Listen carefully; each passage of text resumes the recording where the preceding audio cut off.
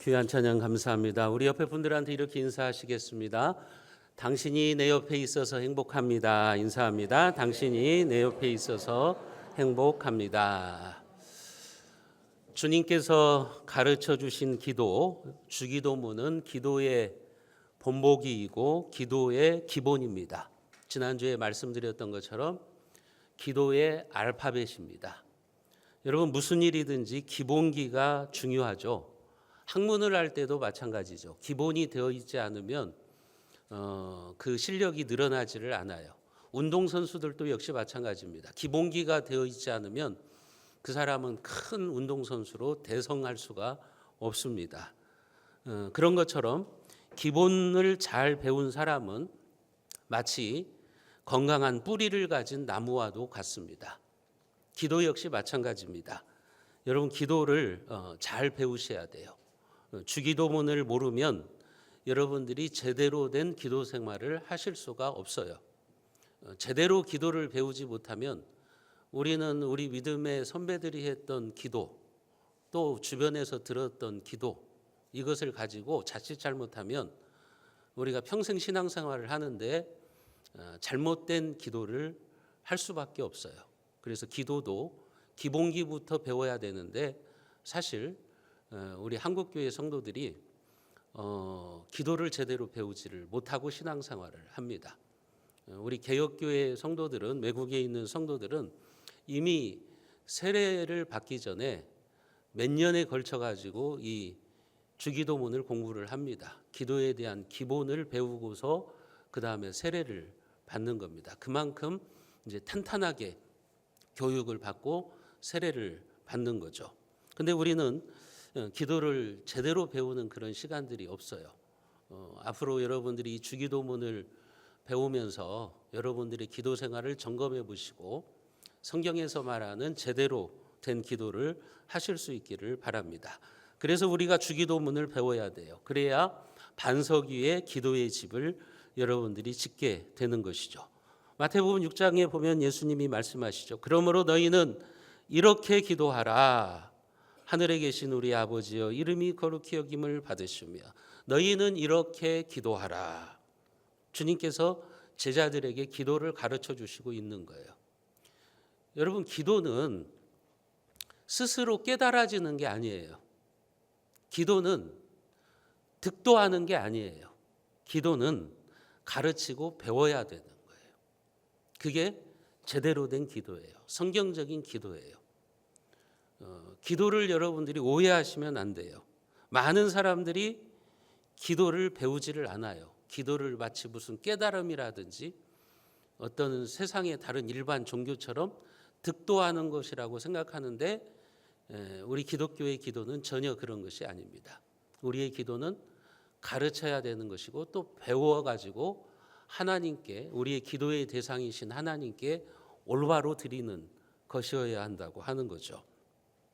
많은 사람들이 기도하라고 하면 주저하는 이유도 기도를 제대로 배우지 않았기 때문에 그래요.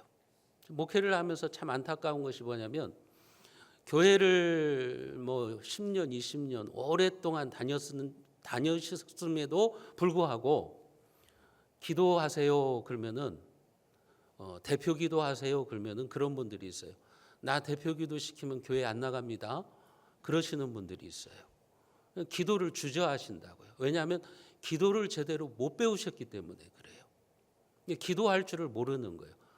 권사님이 됐는데도 기도할 줄을 몰라요. 중직이 되었는데도 기도를 어떻게 해야 되는지 모르는 거예요.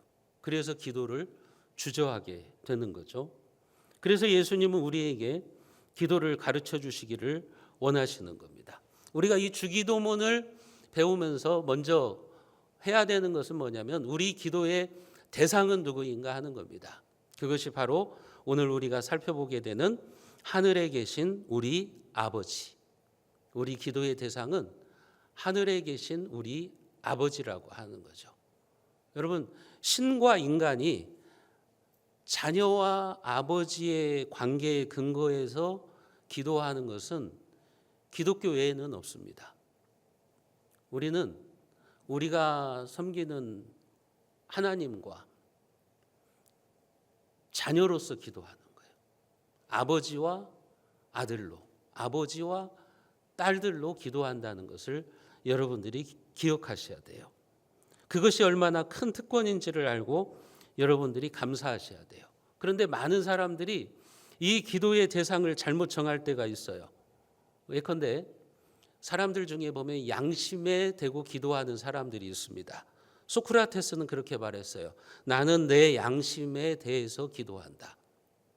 그러니까 그 사람도 기도를 했어요. 위대한 철학자이기 때문에 그도 기도를 했는데 그 기도의 대상이 뭐냐? 양심이라는 거예요. 자기 양심을 향해서 기도한다고 하는 거죠. 오늘날의 지성인들도 마찬가지죠. 그들도 기도한다고 해요. 그런데 양심에 대고 기도를 하는 거예요. 그런 사람들이 있어요. 또 어떤 사람들은 자연을 향해서 기도하는 사람들이 있어요. 범신론자들이죠. 이 세상 모든 것에 다 신이 깃들여 있다는 거죠. 그래서 어떤 사람들은 막 큰 나무에다 대고 기도를 하고 넓은 바위에다 대고 기도를 하기도 하고 그렇게 기도하는 사람들이 있어요. 하나님이 만드신 피조물, 그 피조물에다 대고 인간이 어리석게 기도하고 있는 거예요. 범신론이 그런 거예요. 이 세상 모든 것은 다 신이다라는 거예요. 심지어는 인간도 신이라고 하는 거죠. 그래서 동양의 요가 같은 것, 명상 같은 것, 그런 것들은 자기가 신이 되기 위해서 하는 거예요. 조심하셔야 돼요. 여러분들이 명상이나 요가를 조심해야 되는 이유가 거기에 있어요.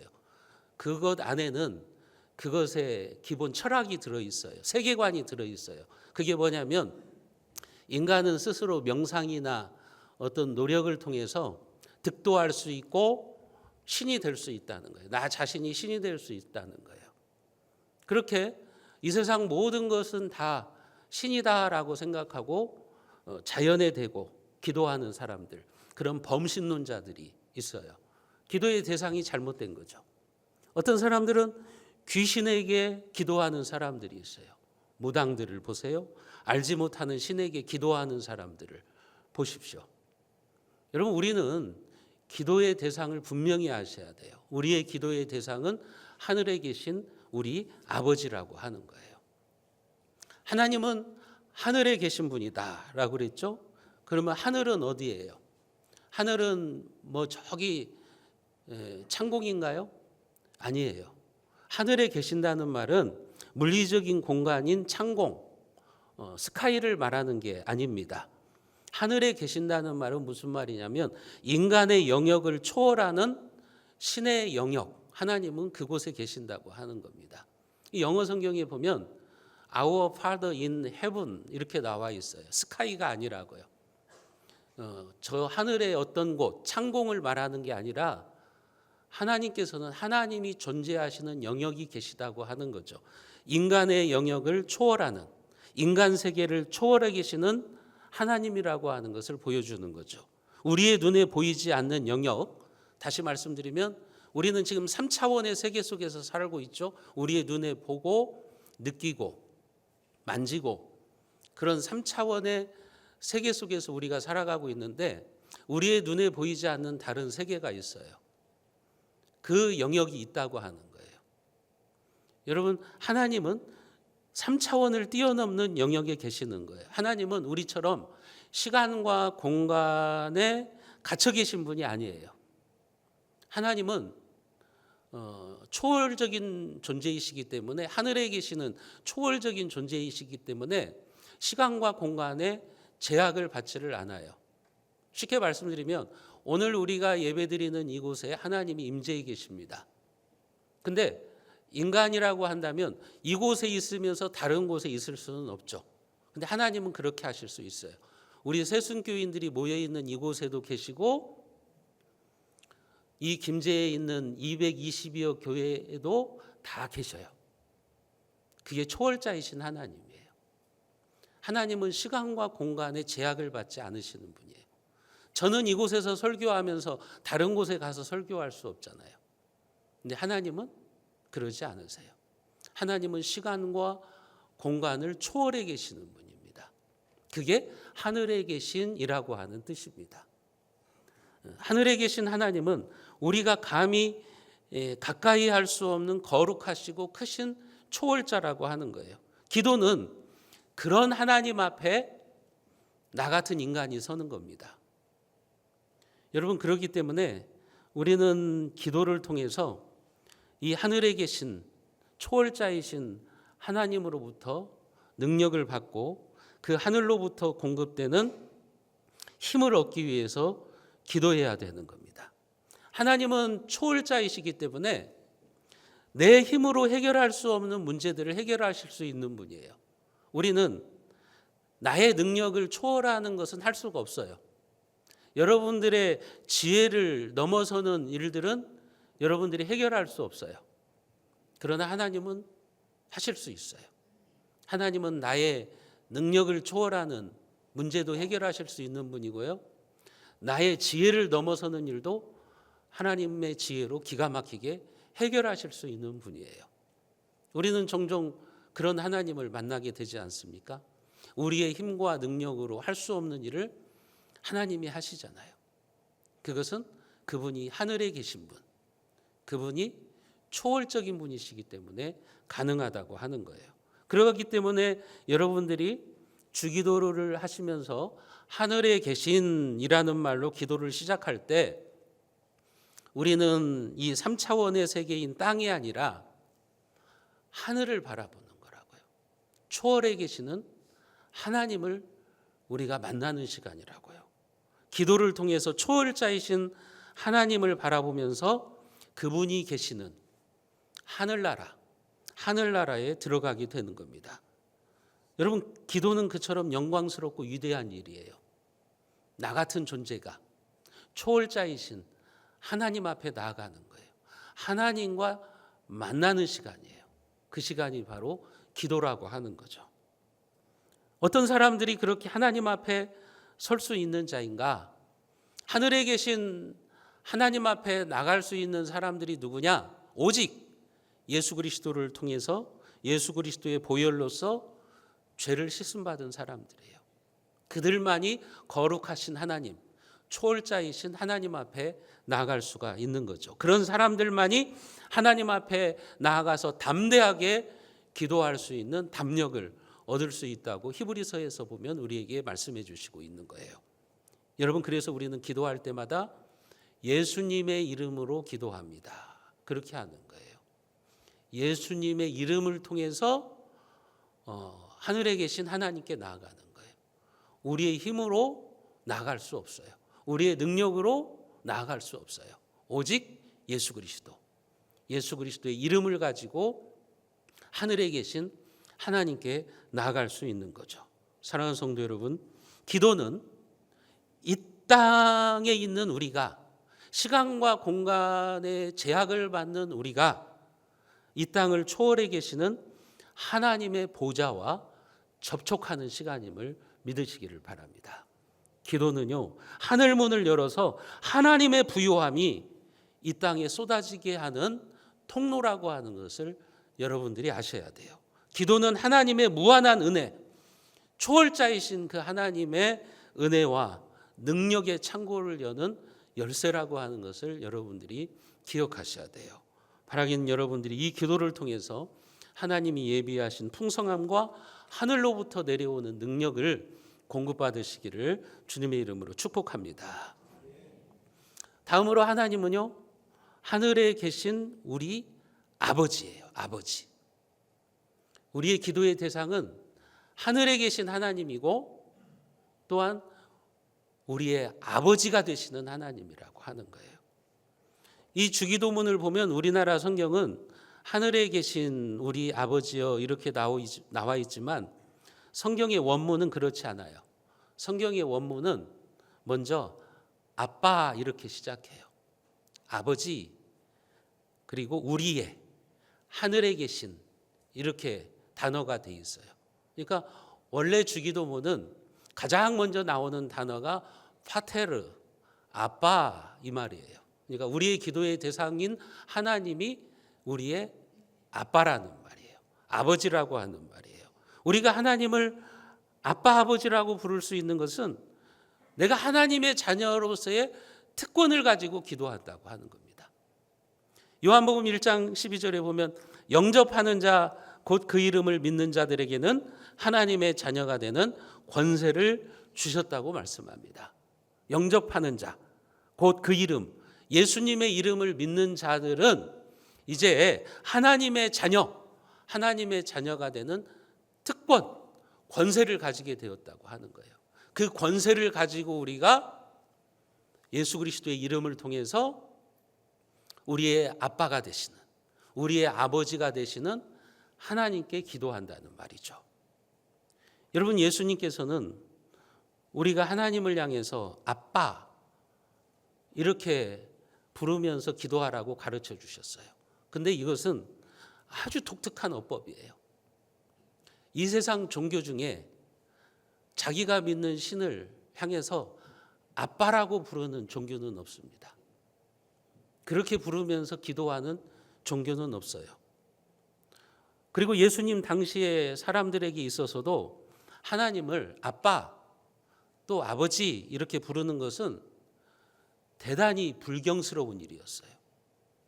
예수님께서 사람들에게 너희들은 하나님께 기도할 때 아빠 아버지라고 부르면서 기도하라 그러니까 바리새인들과 서기관들이 예수님을 향해서 뭐라고 그랬냐면 신성모독이라 그랬다고요. 신을 모독하는 행위들을 네가 지금 하고 있다. 그래서 그들이 예수님을 죽이는 거예요. 저 예수라고 하는 작자가 우리가 섬기는 여호와 하나님을 향해서 불경스럽게 아빠라고 부르라고 그런다. 가만히 내버려 두면 안 된다. 그래가지고 그 당시 종교 지도자들이 예수님을 죽이는 거예요.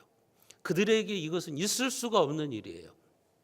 어떻게 감히 이 죄인인 인간이 그 거룩하신 여호와 하나님을 향해서 아빠라고 부르다니, 그런 불경스러운 짓을 하고 있다니, 이게 이해할 수가 없었어요. 그러나 예수님은 뭐라고 말씀하는 거예요? 우리의 기도의 대상은 하나님은 우리의 아빠다. 우리의 아버지다. 너희들은 하나님을 아버지로 믿고서 기도하라. 그렇게 제자들에게 가르쳐 주시는 거죠. 여러분, 우리가 하나님을 향해서 아버지라고 부를 수 있는 이유는 뭐냐면 성령 하나님이 내 마음에 임재하시기 때문에 그러는 거예요. 성령 하나님이 그 마음에 임재해 있는 사람만이 하나님을 향해서 아빠, 아버지 이렇게 부를 수가 있어요. 로마서 5장 15절에 보면 바울은 그렇게 말해요. 너희는 다시 무서워하는 종의 영을 받지 아니하고 양자의 영을 받았으므로 우리가 아빠, 아버지라고 부르짖느니라. 그 마음속에 양자의 영, 성령이 있는 사람이 하나님을 향해서 아빠, 아버지라고 부른다고 하는 거예요. 양자의 영이라고 하는 거죠. 이 말은 무슨 말이냐면 우리가 하나님의 자녀로 입양되었다는 거예요. 예수 그리스도를 통해서 우리가 원래 사탄의 자식들이었는데, 마귀의 자식들이었는데, 우리가 예수님을 믿는 순간 하나님의 자녀로 입양된다는 말이에요. 양자로 입양된다는 말이에요. 그래서 양자의 영이라고 말하고 있는 거예요. 그런 사람들만이, 성령 하나님이 그 마음속에 임재해 있는 사람들만이 하나님을 향해서 아빠, 아버지라고 부르면서 기도할 수 있다고 하는 거죠. 쉽게 말씀드리면 여러분들은 기도하실 때 하나님 아버지, 아빠 아버지 이렇게 하면서 기도하시잖아요. 근데 하나님을 믿지 않는 불신자들에게 가셔서 여러분들이 하나님을 향해서 아버지라고 한번 불러봐라 해보세요. 그들은 못해요. 절대 못해요. 왜냐하면 그들 안에 성령 하나님이 안 계시기 때문에 그래요. 성령 하나님이 임재해 계신 사람들만이 하나님을 향해서 아버지라고 부르는 거예요. 여러분, 제 자식들이 저한테 아버지라고 부르잖아요. 아빠라고 부르잖아요. 그런데 저기 옆집에 가가지고 옆집에 아저씨한테 아빠라고 불러봐. 그러면 부를 수 있겠어요? 못 불러요. 장난으로는 할 수 있을지 모르지만 진실하게 그 사람들을 향해서 아빠라고 못 부른다고요. 그거하고 똑같아요. 그 마음에 성령, 양자의 영이 없는 성도는요, 하나님께 기도할 줄을 몰라요. 하나님을 향해서 아버지, 아빠 이렇게 부를 수가 없는 거예요. 오직 성령이 그 속에 있는 사람들, 성령이 내주하는 사람들만이 하나님을 향해서 그렇게 부를 수 있는 거예요. 우리의 기도의 대상인 하나님 아버지를 부를 수 있는 것이죠. 여러분들이 입을 열어서 하나님을 향해서 아버지라고 부르십니까? 그것은 여러분들 안에 성령님이 임재해 계신다고 하는 거예요. 성령 하나님이 여러분들 가운데 지금 임재해 계시기 때문에 그 여러분들이 양자의 영을 받으셨기 때문에 하나님을 향해서 하나님 아버지 이렇게 부를 수 있는 거예요. 여러분, 우리가 하나님을 아버지라고 부르며 기도할 때 그 하나님의 자녀로서의 특권을 누리는 거죠. 그러면 그 특권이 뭐냐면 하나님의 보호를 받는 거예요. 하나님의 보호. 시편 103편 13절에 보면 이렇게 말해요. 아버지가 자식을 긍휼히 여긴 같이 여호와께서는 자기를 경외하는 자를 긍휼히 여기시나니. 여러분, 아버지로서 저는요, 우리 자식들을 긍휼히 여긴다고요. 우리 자식들이 힘들면 제 마음이 아프다고요. 우리 자식들이 뭔가 필요하면 제가 공급해 준다고요. 그런 것처럼 하나님 아버지께서 자기를 경외하는 자들에게 그렇게 긍휼을 베푸신다는 거예요. 여러분들이 하나님을 아버지라고 부르면서 기도할 때 하나님은 여러분들을 긍휼히 여겨주십니다. 여러분들을 보호해 주시는 하나님이 되실 줄로 믿으시기를 바랍니다. 그래서 하나님 아버지는 항상 자녀에게 좋은 것을 주시고 유익한 것을 주시기를 원해요. 하나님을 향해서 아버지라고 부르면서 기도하는 성도들에게 좋은 것을 주시기를 원하는 것이 그분의 마음이에요. 마태복음 7장 11절에 보면 너희가 악한 자라도 좋은 것으로 자식에게 줄 줄 알거든 하물며 하늘에 계신 너희 아버지께서 구하는 자에게 좋은 것으로 주시지 않겠느냐. 여러분, 육신의 아버지도 아무리 그 아버지가 도둑놈이고 나쁜 놈이라고 할지라도 자기 자식에게는 좋은 것을 주고 싶은 거예요. 그게 아버지의 마음이에요. 성경은 말하는 거예요. 하물며 하늘에 계신 아버지께서는 구하는 자에게 좋은 것을 주시지 않겠느냐. 그렇기 때문에 기도는 하나님의 자녀인 우리에게 하나님께서 필요한 것을 마련해 주시는 후하신 하나님을 만나는 거예요. 여러분들이 아주 후하신 아버지를 만나는 거예요. 그게 바로 기도예요. 여러분들이 구하면 하나님은 여러분들에게 좋은 것을 주시기를 원하시는 거예요. 물론 하나님은 우리가 달라는 대로 다 주어서 자녀를 망치는 아버지는 아니죠. 우리가 구하는 것을 주시되 우리에게 유익한 것, 우리에게 가장 좋은 것을 주시기 위해서 하나님은 기다리고 계신다고 하는 거죠. 여러분, 이게 자녀의 특권이에요. 하나님을 아버지라고 부르며 기도하는 자녀의 특권이라고요. 또한 하나님을 아버지라고 부르며 기도하는 자들은 하늘나라의 상속자로서 유업을 받게 되는 겁니다. 우리가 갈라디아서 4장 6절과 7절 말씀을 같이 한번 읽어보겠습니다. 너희가 아들임으로 하나님이 그 아들의 영을 우리 마음 가운데 보내사 아빠 아버지라 부르게 하셨느니라. 그러므로 내가 이후로는 종이 아니요 아들이니 아들이면 하나님으로 말미암아 유업을 받을 자니라. 아멘. 하나님의 영, 아들의 영을 받은 사람이 하나님을 향해서 아빠 아버지라고 부른다고 하잖아요. 그리고 그 자녀가 되면은 하나님으로 말미암아 유업을 받을 자니라. 여러분, 하나님을 아버지라고 부르면서 기도하는 자들은요, 이미 천국을 유업으로 받은 사람들이에요. 하나님 나라를 유업으로 받은 사람들이에요. 그리고 그것뿐만 아니라 하나님은, 하늘과 땅을 지으신 하나님은 우리가 이 땅에 살아가면서 필요한 모든 것들을, 좋은 것들을 주시는 분이세요. 유업을 주시는 분이죠. 부모들은 자기가 가지고 있는 재산을 자녀들에게 물려주잖아요. 그런 것처럼 하나님은 하늘나라의 유업을 우리들에게 물려주시는 분이라고요. 기도하는 자들에게 하나님은 그런 축복을 주신다고 하는 거예요. 이렇게 우리가 하나님을 아빠, 아버지라고 부르면서 기도하면요, 기도가 어렵지 않아요. 여러분, 기도가 쉬운 거예요. 기도가 왜 어렵습니까? 사람을 의식하니까 기도가 어렵죠. 얼마나 쉬운지 아십니까? 여러분, 아빠가 좋아요. 이건 뭐예요? 우리가 하나님을 향해서 사랑을 고백하는 거죠. 아빠가 최고예요. 그게 뭐예요? 하나님을 향해서 찬양하는 거죠. 하나님이 최고입니다. 그렇게 찬양하는 거죠. 따라해 보세요. 아빠가 최고야. 그게 뭐예요? 찬양이라고요. 찬양. 그리고 아빠 고마워요. 그게 뭐예요? 감사하는 거죠. 감사기도.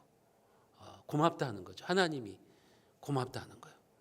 아빠가 있으니까 무섭지 않습니다. 그게 무슨 기도예요? 하나님을 의지하는 기도잖아요.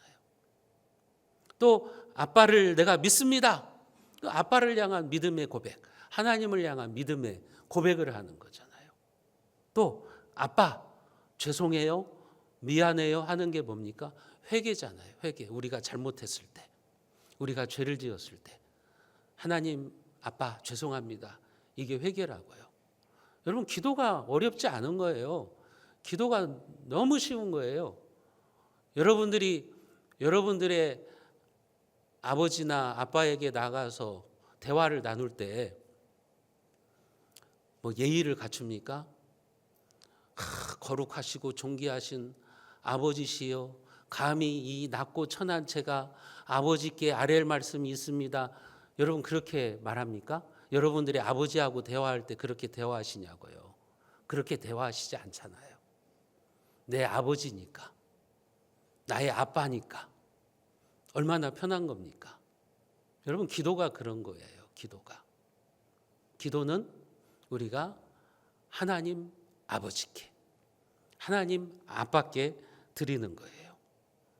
여러분, 하늘에 계신 우리 아버지, 이것은 영원히 따뜻한 이름입니다. 이제 우리가 할 일은 하나님 앞에 나아가서 당당하게 구하는 겁니다. 여러분들이 하나님을 아버지라고 부르는 이 축복의 특권을 놓치지 마시기를 바랍니다. 그래서 하나님이 예비하신 좋은 것들, 하나님께서 여러분들에게 주시고자 하는 유익한 것들을 받아 누리시기를 주님의 이름으로 축복합니다. 마지막으로 우리의 기도의 대상은 하늘에 계신 우리 아버지예요. 우리 아버지.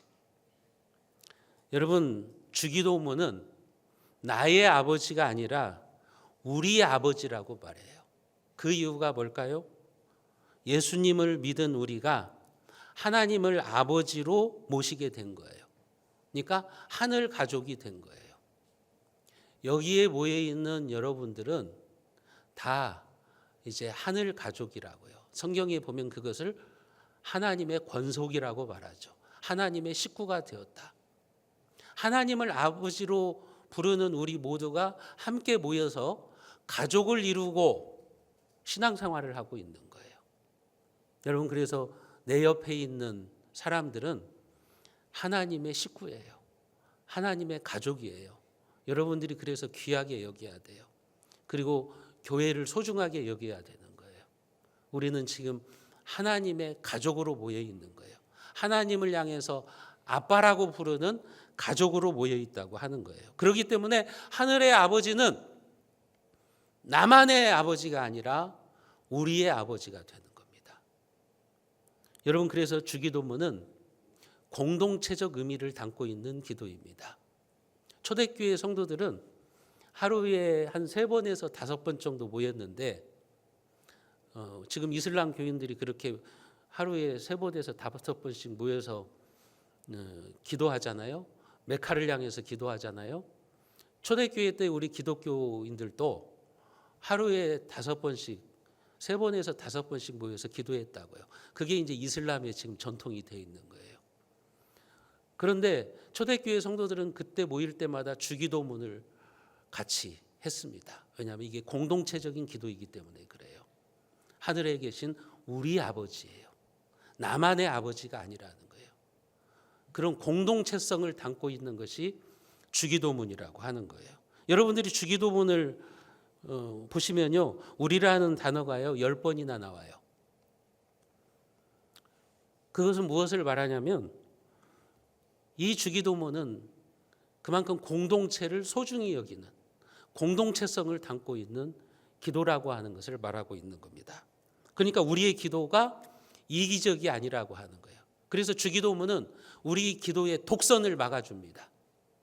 나만이 최고고 나만이 하나님의 자녀라고 하는 그런 독선을 막아주는 기도가 주기도문이에요. 주기도문을 여러분들이 제대로 하시면 신앙생활을 이기적으로 하지 않습니다.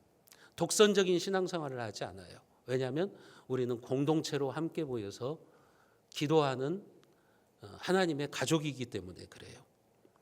그러므로 여러분들이 주기도문을 시작하는 순간, 우리가 주기도문으로 함께 기도하는 순간 편협한 민족주의, 인종차별, 파벌주의를 극복하게 되는 거예요. 여러분, 지금 이스라엘 사람들의 잘못된 사상이 뭐예요? 선민주의죠. 유대인들의 선민주의죠. 자기들만이 하나님이 선택한 민족이고 다른 민족들은 다 지옥의 땔감이라는 거잖아요. 그 편협한 민족주의에서 지금 이스라엘이 전쟁을 하고 있잖아요. 이 전쟁 가운데는 그들의 편협한 민족주의도 들어있는 거예요. 여러분, 그러나 우리가 예수님이 가르쳐 주신 주기도문을 하는 순간 우리는 그런 편협한 민족주의도 극복하고 국수주의도 극복합니다. 좌파 우파를 따지지 않습니다. 우리로서 기도하는 것이기 때문에 그런 거예요. 지역을 초월하는 거예요. 지역색을 초월하는 거예요. 주기도문을 제대로 고백하는 사람은 이기주의를 벗어나는 거예요. 지역색을 벗어나는 거예요. 왜요? 다 하나님의 자녀. 우리가 한 식구라고 기도하기 때문에 그런 거예요. 하나님은요, 유대인만 사랑하시는 분이 아니에요. 하나님은 유대인만 사랑하시는 분이 아니라 아랍 사람들도 사랑하시는 분이에요. 하나님은요, 우리 새순교인들만 사랑하는 게 아니라 하나님은 이 김제 땅에 있는 모든 성도들을 사랑하시고 또 전 세계에 있는 성도들을 사랑하시는 분이에요. 그래서 우리는 주기도문을 고백할 때 그것을 모두 품는 거예요. 주기도문은 이기적인 기도가 아닙니다. 편협한 국수주의의 기도가 아니라고 하는 거예요. 우리가 하나님을 아버지라고, 우리 아버지라고 고백할 때는 하나님이 나를 그렇게 사랑하시는 것처럼 다른 성도들도 사랑하시는구나. 하나님이 나의 아버지이시라고 한다면 내 옆에 있는 성도들의 아버지가 되시기도 하시는구나. 그것을 우리가 인정하는 거예요. 여러분들이 기억하셔야 될 게 있어요. 기독교는 불교나 힌두교처럼 홀로 수도 정진해서 득도하는 종교가 아닙니다. 예수 그리스도를 통해서 하나님을 만났다면 이제 우리는 위로는 하나님과 연결이 되는 것이고 옆으로는 형제자매들과 하나가 되는 거예요. 예수 그리스도를 믿는 모든 이 지구촌의 성도들과 하나가 되는 거예요. 그게 주기도문이에요. 그렇기 때문에 만일 신앙생활을 하시면서 나는 다 싫어, 나는 혼자서 예수 잘 믿으면 되지, 이렇게 말하는 분이 있다면 그 사람은 하나님을 제대로 만난 것이 아니에요. 신앙생활은 그렇게 할 수가 없어요. 제대로 기도하는 사람은요, 주기도문을 제대로 하는 성도는요, 그래서 공동체를 소중하게 여겨요. 우리의 공동체, 우리 교회를 아주 소중하게 여기는 거예요. 자기 마음의 문을 열어서 내 옆에 있는 사람들의 손을 잡아주는 거예요. 함께 모이기를 힘쓰는 거예요. 그렇기 때문에 여러분, 온라인 예배는 정상적인 예배가 아닙니다. 지금 코로나가 지난 다음에 한국교회 성도가 100만 명 이상이 줄었어요. 교회를 안 나와요. 왜 그러냐면 온라인 유튜브 예배에 익숙해져 버렸어요. 그리고 이제 끄떡하면 온라인으로 예배 드리는데요, 그렇게 말해요. 그건 정상적인 게 아닙니다. 온라인 예배는 우리가 함께 모일 수 없는 때, 코로나와 같은 비상시국에 대체적으로 그것을 대체해서 한 예배지, 그건 정상적인 예배가 아닙니다, 여러분. 정상적인 예배는 우리가 함께 공동체로 모여서 하나님께 예배하고 우리가 함께 기도하는 것이 정상적인 예배예요. 그러니까 핑계 대시면 안 돼요. 조금만 무슨 문제가 있으면 온라인, 유튜브 이렇게 하시면 안 되고, 그것은 어쩔 수 없는 상황에서 허용된 거지, 그게 지금의 정상적인 예배의 범주로 들어올 수 있는 것은 아니라고 하는 것을 여러분들이 아셔야 돼요. 주기도문을 우리가 모여서 함께 기도한다는 것은 우리로 모여서 하나님 앞에 예배드리고 기도하고 함께 신앙생활을 하는 것을 말하는 겁니다. 예수님께서는 우리가 기도할 때 지난 시간에 봤잖아요. 각자 골방에 들어가서 은밀하게 기도하라. 하지만 골방에 들어가서 홀로 기도하는 동안에도 하늘에 계신 우리 아버지요, 이렇게 고백하는 거예요. 나의 아버지가 아니라 우리 아버지라고 고백하는 거예요. 여러분들이 홀로 기도하였어도, 골방에 들어가서 홀로 기도하셨어도 골방에 나와서 믿음의 형제들과 함께 만나서 교제하시고 함께 예배를 드리고 함께 교회를 섬기는 것이, 이것이 올바른 기도자의 모습이라고 하는 겁니다. 여러분, 기독교 신앙은 그래서 홀로 있음과 더불어 있음이 두 가지 균형을 잡으셔야 돼요.